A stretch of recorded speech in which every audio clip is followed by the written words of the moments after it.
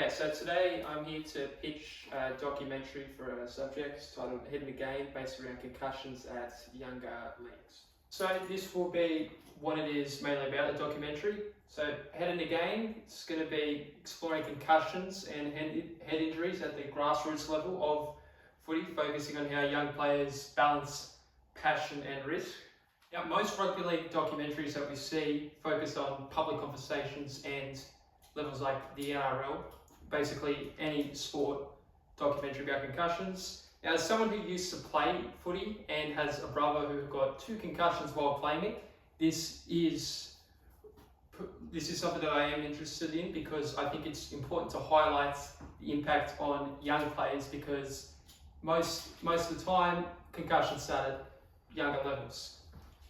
Now, it's going to be motivated by the growing awareness that we're seeing nowadays of head injuries in sport and aims to shift focus towards experience in early stages. To add to the synopsis, the doco will follow a narrative and observational structure centered around a small group of junior players along with a coaching perspective.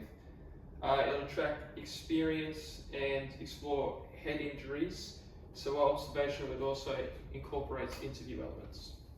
Now, in terms of the treatment for this documentary, if we're looking at Nichols' mode of representation, I think observational participatory method is the clearest way to go, as you know, we're looking at players not from the sidelines but kind of like as an audience member.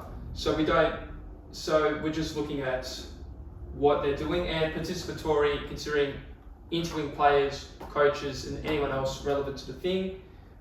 Visual style, handheld cameras during games. We see that in live coverage of sports anyway, so that can be easily attainable.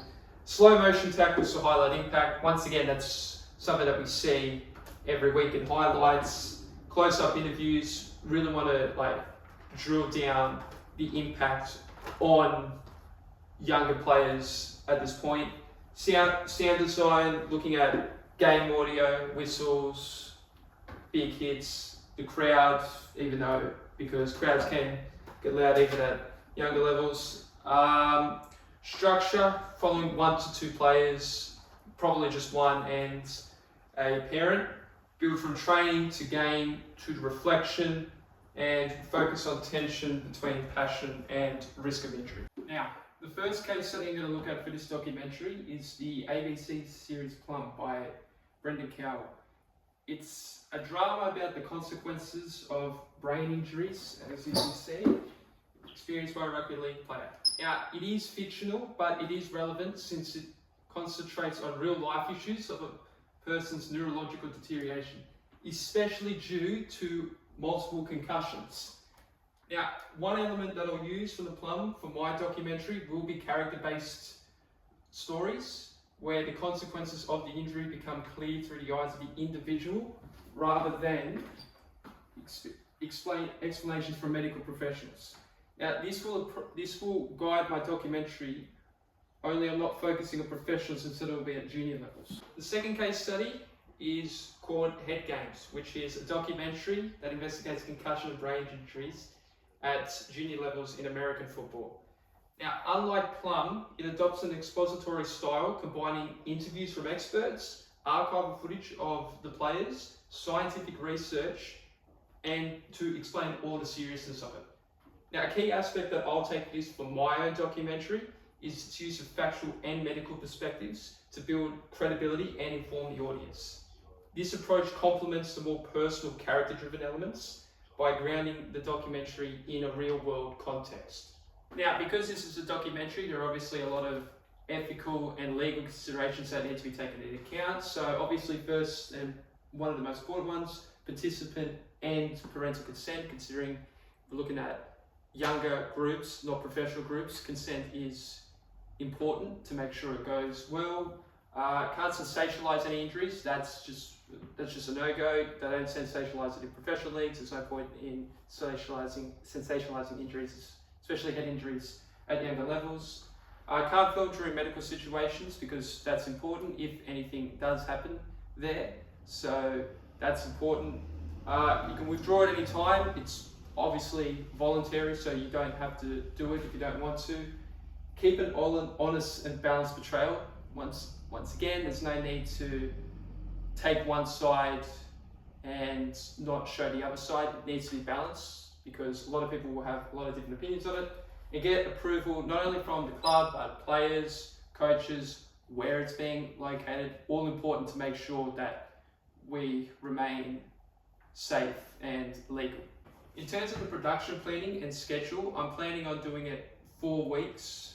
So next week after this is done. So filming will take place at junior rugby league clubs such as Pioneer Park and Ephraim Park.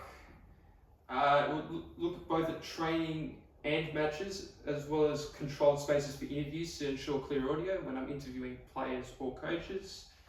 I'll work as the director and camera operator to make it easier. Equipment, I'll keep minimal and practical so I can respond quickly to the gameplay and to make it as easy to handle as possible. Logistically, the documentary requires coordination with club schedules of teams, travel if they're going away, and weather conditions may hinder any chances.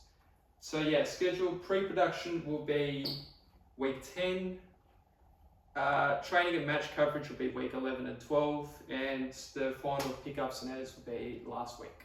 Okay, so it's time for the proof of concept. So what I've done is I've made a short trailer designed to establish the tone, theme and stylistic direction that I want to take for this doco.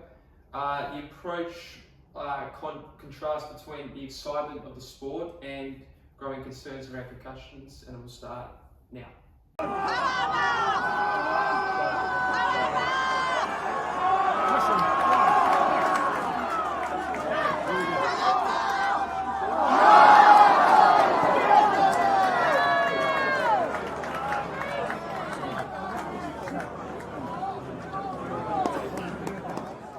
And Kalen is not at all well. Researchers are aiming to tackle the issue of concussion in Australian sport by undertaking a year-long study with teenage rugby players.